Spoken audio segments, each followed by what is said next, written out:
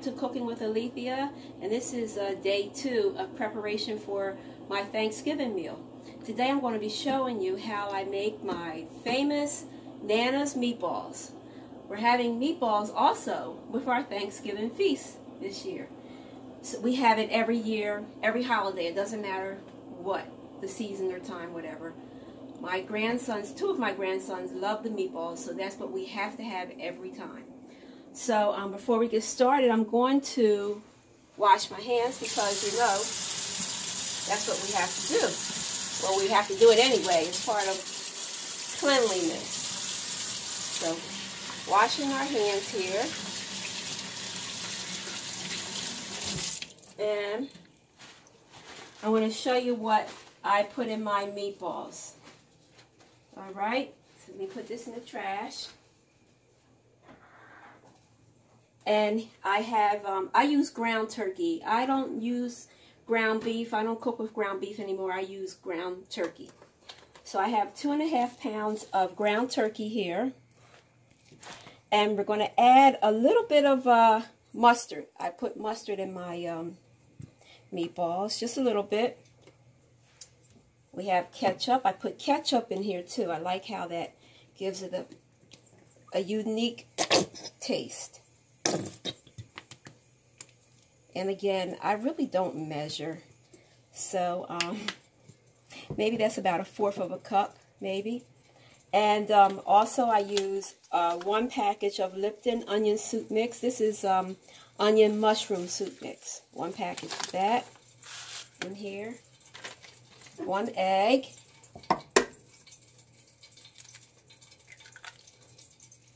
All right. I put some Parmesan cheese in mine also. Makes it very good. Again, I don't measure. I kind of eyeball it. We use parsley flakes. And you know what? This is what I'm going to do. Open it up and get it more. Because you'll be shaking for days with this stuff here. So, the parsley in there. Garlic powder. And you know, I love garlic, so I kind of do a little bit more of that. And put the lid, I like putting the lids on things as I use them. Onion powder. This gives it more flavor because, you know, we have onion soup mix in here, but onion powder also boosts up your seasonings in your recipes. Black pepper. I sprinkle a little bit of black pepper in here. Well, this is my version of little. Okay. And we're going to mix this all together. Ooh, that black pepper is getting in my nose. I'm going to mix this all together. Once this is mixed together, I'm going to form meatballs. But while I'm forming the meatballs, I'm going to show you what else I put in my meatballs. It's like Nana's meatball surprise. The surprise is I put a little cube of cheese in each meatball, mozzarella cheese. And that is what is that, a 4-ounce package of blocked mozzarella cheese that you can get it anywhere. And I cube it up, cut it up into cubes. And as I'm making these meatballs, I put like 1 or 2 cubes, depending on the size of the meatball, into 1 or 2 cubes into each meatball. So this looks like it's well mixed. I have my oil in my pan, my pot here. That's like singing because it's ready to have its debut with the food. And what I do is take a spoon, make a nice sized meatball. What you can do is I use my hands. Okay, don't be afraid to get your hands messy. It's okay. That's how you learn. You can always wash them. So I make like that big of a size, and I did it so fast. I picked up a cube of cheese and pushed it in there, and then formed a round shape of it. We're going to put it in here, in our pot here. That's sizzling. I have a little bit of canola oil in my pot. Okay. I'm going to take another one. I'm going to show you again because I do it so fast that, like, whoa, what happened to that cheese? It's already in there. This one I'm going to add 2 in here. Okay, so I pushed it in the middle. Push that one on top. And you're going to cover it. It's like a little surprise in each meatball. I guess that's why they like them, because of the cheese in them. So, this is a part of my preparation for Thanksgiving. And I'm also going to show you, you know, after I make my meatballs, what I do is I I use jar sauce. And I usually doctoring it up like, I put onions, like saute some onions, some fresh garlic, peppers in there, mushrooms.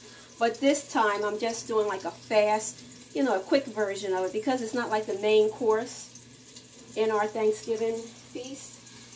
So I'm just using regular jar sauce, tomato and basil with garlic from Walmart. And I'm going to add that to my meatballs after they're done. And I will add to that sauce my own seasonings here. Like I'm going to put some more Parmesan cheese in there in the sauce, and parsley, and a little bit of Italian seasoning, and garlic and onion powder in there. And I'm going to let that simmer for about, the whole thing will simmer for about, I say almost an hour. Then after that, I'm going to turn the fire off of it. And as it's, you know, as it's simmering, as your sauce is simmering, you are going to stir it from time to time. So maybe every 5 minutes, you can come in here and get your spoon and, you know, stir it up. And like I said, after it cooks for about an hour, I'm going to turn the sauce off and let it cool down for another 2 hours. Let it get good, you know, room temperature warm. And then I'm going to put it in the Ziploc bag, gallon-sized Ziploc bag, and put it in my freezer. So today is Monday of Thanksgiving week. So when Thursday comes, I will take it out the freezer Thursday morning, put it in my pot, open the bag up, put it in my pot, and just put it on simmer and let it just warm up like that. And it's going to be extra good.